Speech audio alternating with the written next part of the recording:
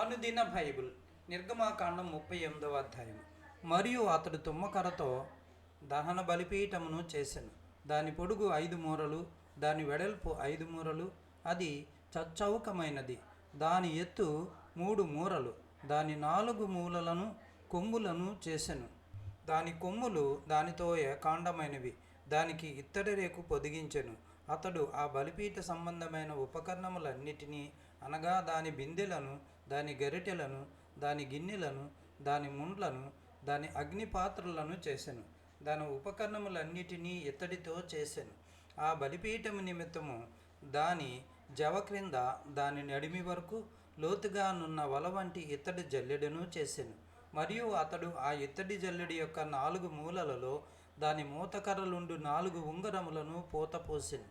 ఆ మూతకర్రలను తుమ్మకర్రతో చేసి వాటికి రాగిరేకులు పొదిగించెను. ఆ బలిపీఠమును మోయుటకు దాని ప్రక్కలనున్న ఉంగరములలో ఆ మూతకర్రలు చొనిపెను. పలకలతో బలిపీఠమును గుల్లగా చేసెను.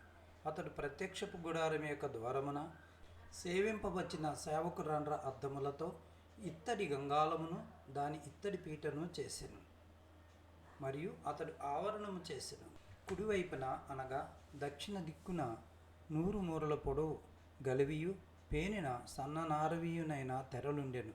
వాటి స్తంభములు 20, వాటి ఇత్తడి దిమ్మలు 20.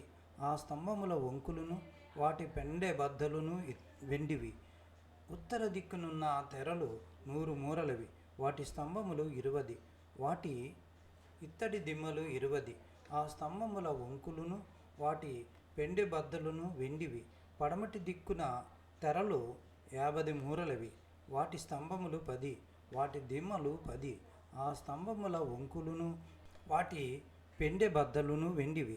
తూర్పు వైపున అనగా ఉదయపు దిక్కున 50 మూరలు. ద్వారము యొక్క ఒక ప్రక్కను తెరలు 15 మూరలవి. వాటి స్తంభములు 3, వాటి దిమ్మలు 3. అట్లు రెండవ ప్రక్కను అనగా ఇరు ప్రక్కలను ఆవరణ ద్వారమునకు 15 మూరల తెరలు ఉండెను. వాటి స్తంభములు 3, వాటి దిమ్మలు 3. ఆవరణమును చుట్టూనున్న దాని తెరలన్నీయు పేనిన సన్ననారవి. స్తంభముల దిమ్మలు రాగివి. స్తంభముల వంకులను, వాటి పెండె బద్దలను వెండివి. వాటి బోధులకు వెండి రేకులు పొదిగింపబడిను. ఆవరణపు స్తంభములన్నీయు వెండి బద్దలతో కూర్చబడిను. ఆవరణ ద్వారపు తెర నీలి ధూమ్ర రక్తవర్ణము గలదియు పేనిన సన్ననారతో చేయబడినదియునైన బుటా పనిది. దాని పొడుగు 20 మూరలు. దాని ఎత్తు అనగా వెడల్పు ఆవరణ తెరలతో సరిగా 5 మూరలు. వాటి స్తంభములు 4, వాటి ఇత్తడి దిమ్మలు 4. వాటి వంకులు వెండివి. వాటి బోధులకు వెండి రేకు పొదిగింపబడిను. వాటి పెండె బద్దలు వెండివి. మందిరమునకును దాని చుట్టూనున్న ఆవరణమునకును చేయబడిన మేకులన్నీయు ఇత్తడివి. మందిర పదార్థముల మొత్తము అనగా సాక్ష్యపు మందిర పదార్థముల మొత్తము ఇదే. ఇట్లు వాటిని యాజకుడైన అహరోను కుమారుడగు ఈతామారు లేవీయుల చేత మోసే మాట చొప్పున లెక్క పెట్టించెను. యూదా గోత్రికుడైన హూరు మనమడును, ఊరు కుమారుడనైన బెసలేలు యెహోవా మోసేకు ఆజ్ఞాపించినదంతయు చేసెను. దాను గోత్రికుడును అహిషామాకు కుమారుడునైన అహోలియాబు అతనికి తోడైయుండెను. ఇతడు చెక్కువాడును, విచిత్రమైన పని కల్పించువాడును, నీలి ధూమ్ర రక్తవర్ణములతో సన్ననారతోనూ బుటా పని చేయువాడునై ఉండెను. పరిశుద్ధ స్థల విషయమైన పని అంతటిలోనూ పని కొరకు వ్యయపరచబడిన బంగారమంతయు అనగా ప్రతిష్ఠింపబడిన బంగారు పరిశుద్ధ స్థలము తులము చొప్పున 116 మణుగుల 530 తులములు. సమాజములో చేరిన వారి వెండి పరిశుద్ధ స్థలము తులము చొప్పున 400 మణుగుల 1575 తులములు. ఈ పన్ను 20 ఏండ్లు మొదలుకొని పై ప్రాయము కలిగి లెక్కలో చేరిన వారందరిలో అనగా 6,03,550 మందిలో తలకొకటి అరతులము.